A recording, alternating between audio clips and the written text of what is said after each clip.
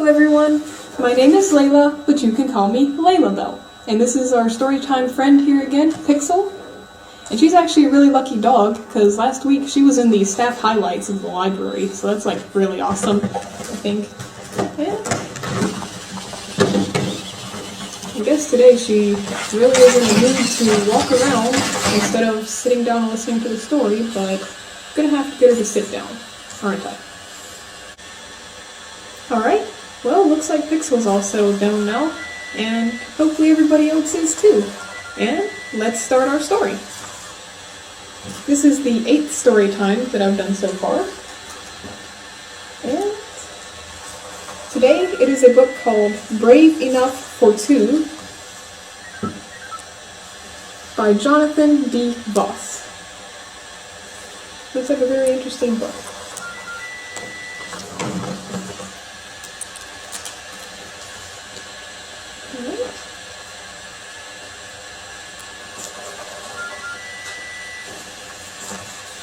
Was Olive's very best friend in the whole wide world.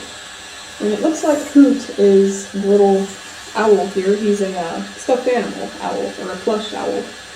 And Olive is the little girl right there.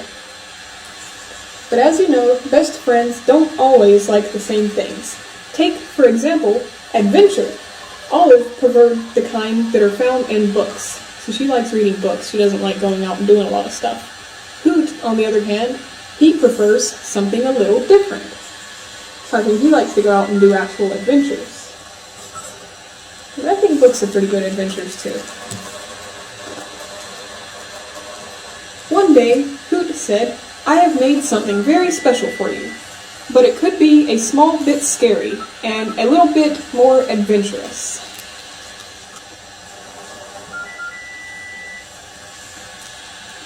"You know I don't like adventures," said Olive. "I'm not brave like you." I wonder what it's going to be. "Don't worry," said Hoot. "I will be brave enough for both of us." Alright, so it looks like they're going to go on an adventure together. This kind of reminds me a little bit of Winnie the Pooh, just a little bit. "It's very nice," said Olive. "Does it go high?" "A little," said Hoot, climbing into the basket, "but it doesn't go too high." And Olive followed after him. Now they're climbing up into the basket of what looks like a hot air balloon of some type. Or not a hot air balloon, but a basket being flown by a bunch of small balloons.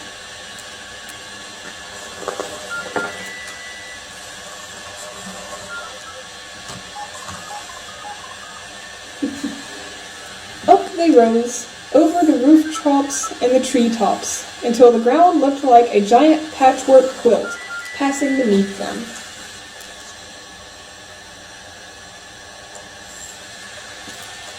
"What do you think?"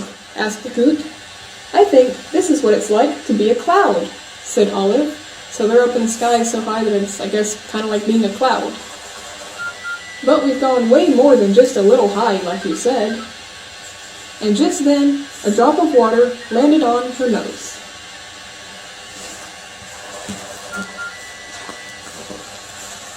The clouds darkened and the thunder cracked with a flash of light.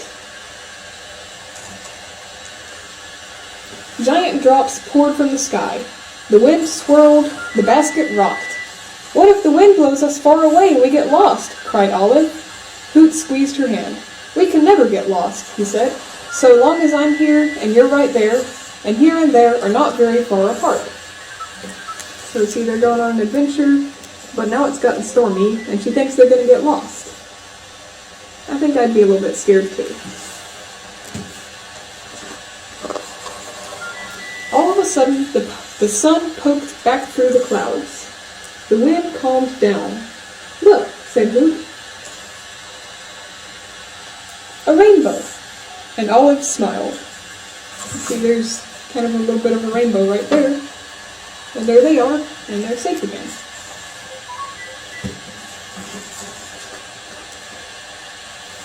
Hoot untied the balloons, one by one. Lower and lower, the basket dropped, until it scraped the ground and toppled right over. The pair of them rolled out, head over bottom, into a patch of grass. "We made it," said Olive, in a surprised sort of way. "What should we do now?" "Of course we made it," said Hoot. "And now I have another idea." Let's see what his next idea is. Hoot pushed the basket into a nearby river. "I've never been in a boat before," said Olive. "Then it will be the first time for both of us," said Hoot. "Will it be going fast?" asked Olive. "Maybe just a little," said Hoot, tying the flag to the ship's mast. So they're actually gonna go on like a little boat ride now. What are you singing so much for, Pixel?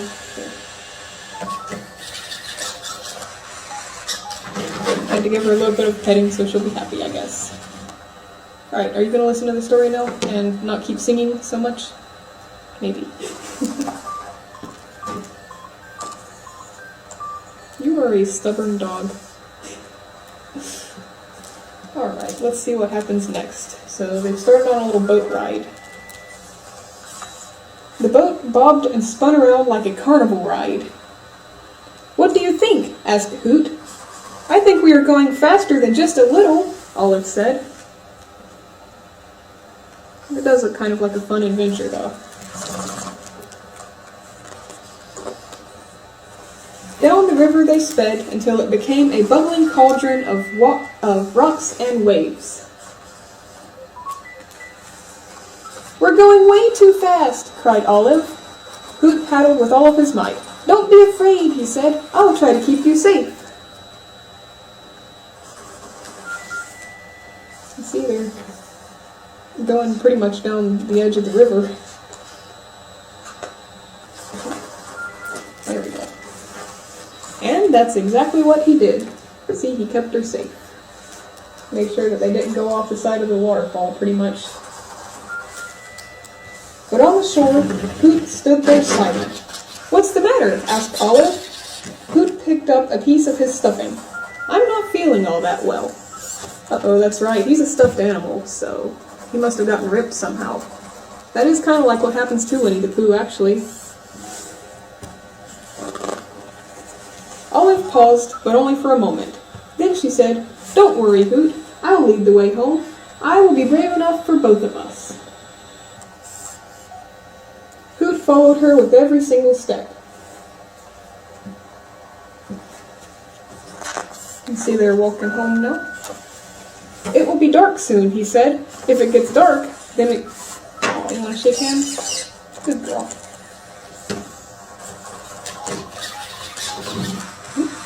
"If it gets dark, we might get lost," Hoot said. "Hoot," said Olive in a kind way, "as long as I'm here, and you're there, and here and there are not very far apart, we can never be lost." That's the same exact thing that he told her at the beginning of the story, so she must have been listening to him. Just as the sun began to set, a familiar sight appeared. "Home," said Olive and Hoot together. Look at that, they found their way back home after their long, adventurous day.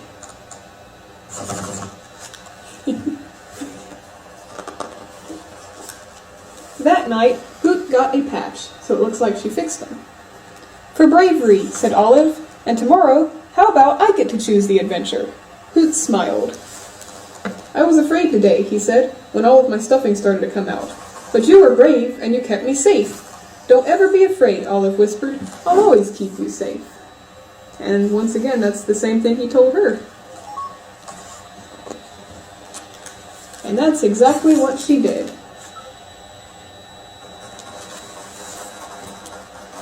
I really like that story. I actually had never read that one before, and I'm not sure, is this one kind of a new book, or is this an old one? 2018, so it's only a few years old. And yeah, that's one I've never heard of before until I saw it on the shelf today, and I was like, I really want to read that. I like that. Alright, well, I hope everybody enjoyed our story today.